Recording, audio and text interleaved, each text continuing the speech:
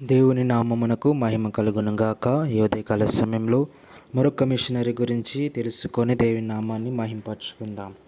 ఇక మిషనరీ యొక్క పేరు రెజినాల్డ్ హెబార్. రెజినాల్డ్ హెబార్ అనే వ్యక్తి 1783 ఏప్రిల్ 21న ఇంగ్లాండ్లోని చెషైర్లోని మాల్పాస్ అనే పట్టణంలో ఒక సంపన్న కుటుంబంలో జన్మించాడు. తన యవ్వనంలో అతను కవిత్వం మరియు పద్యంలో రాణించాడు. అతను 5 సంవత్సరాల వయస్సులోని బైబిల్ చదవడమే కాకుండా దాన్ని పూర్తిగా అర్థము చేసుకున్నాడు. అతను 17 సంవత్సరాల వయసులో ఆక్స్ఫర్డ్లోని బ్రాస్నోస్ కళాశాలలో చేరాడు మరియు తన కవిత్వానికి 2 బహుమతులు కూడా పొందాడు.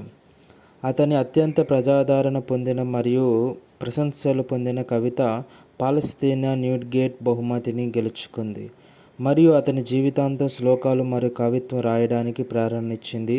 1805లో అతను స్వీడన్, నార్వే, ఫిన్లాండ్ మరియు రష్యాలను సందర్శించి యూరోప్లో గొప్ప పర్యటనకు బయలుదేరాడు. ఈ హెబర్ 16 సంవత్సరాలు హెడ్నెట్ వికార్గా పనిచేశాడు. అతను భారతదేశానికి పిలువబడే వరకు అక్కడ కలకత్తా అంటే ఆధునిక కోల్కతాగా పిలువబడుతుంది, అక్కడ కలకత్తాలో బిషప్గా పనిచేశాడు. ఆక్స్ఫర్డ్ పండితుడైన రెజినాల్డ్ హెబర్ ఆంగ్లికన్ చర్చ్లో చేరి ఇంగ్లాండ్లోని హెడ్నెట్లోని ఒక అస్పష్టమైన పారిష్ చర్చిలో 16 సంవత్సరాలు పనిచేశాడు. అతను ఒక మంత్రిగా మరియు పత్రికలకు కవిత్వం, వ్యాసాలు మరియు కీర్తనలను కూడా అందించి గొప్ప రచయితగా ఎంతో గౌరవించబడ్డాడు. ఆయన క్రైస్తవ వ్యక్తిత్వం మరియు శుద్ధీకరణకు కూడా ప్రసిద్ధి చెందారు మరియు ఆయన సేవ చేస్తున్న చర్చిలో సంగీతాన్ని మెరుగుపరచడానికి తరచుగా ప్రయత్నించారు.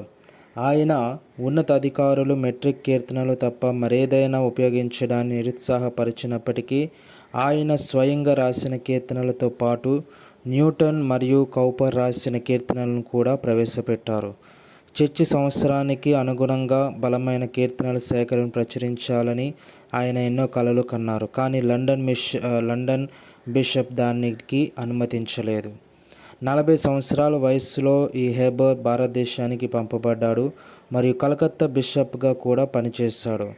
భారతదేశానికి మాత్రమే కాకుండా సిలోన్ మరియు ఆస్ట్రేలియా ద్వీపానికి కూడా ఆయన వెళ్ళి సేవ చేశాడు.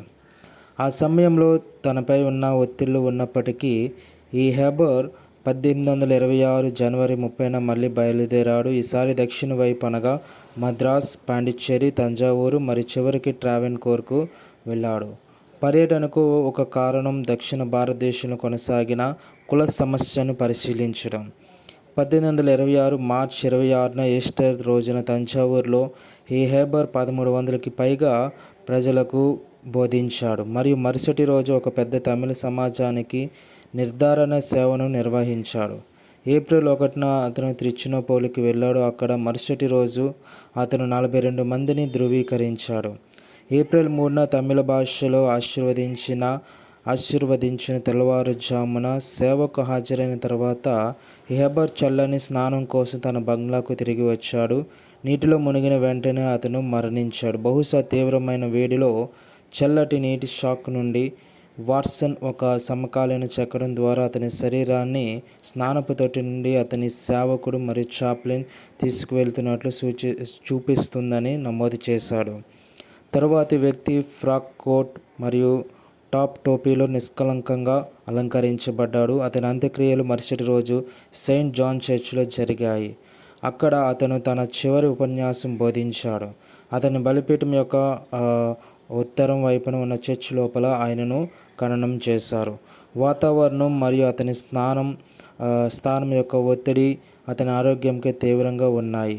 ఒక ఆదివారం ఉదయం ఒక పెద్ద బహిరంగ సమాజాన్ని బోధించిన తర్వాత అతను స్ట్రోక్కు గురై 43 సంవత్సరాల వయస్సులో అకస్మాత్తుగా మరణించాడు. అతని మరణం తర్వాత అతని భార్య ఒక ట్రంక్లో 57 కీర్తనల సేకరణను కనుగొన్న తర్వాత అతని hymns return and adapted to the weekly services of the church ఇయర్ను ప్రచురించడంలో విజయం సాధించింది. ఈ సంపుటిలో హోలీ హోలీ హోలీ అనే గొప్ప త్రిత్వ శ్లోకం ఉంది మరియు దానిలోని అనేక శ్లోకాలు నేటికి వాడుకలో ఉన్నాయి. బిషప్ హెబర్ కీర్తనల కవిత సౌందర్యం ప్రపంచవ్యాప్తంగా అంగీకరించబడింది. వాటిలో కొన్ని పవిత్ర సాహిత్యంగా ఉన్నత స్థానాన్ని ఆక్రమించాయి. అతని మిషనరీ కీర్తన అన్ని ఆధునిక సేకరణలో కనిపిస్తుంది మరియు ఆంగ్ల భాష ఉపయోగించే క్రైస్తవ ప్రపంచమంతటా పాడబడుతుంది. ఆమేన్.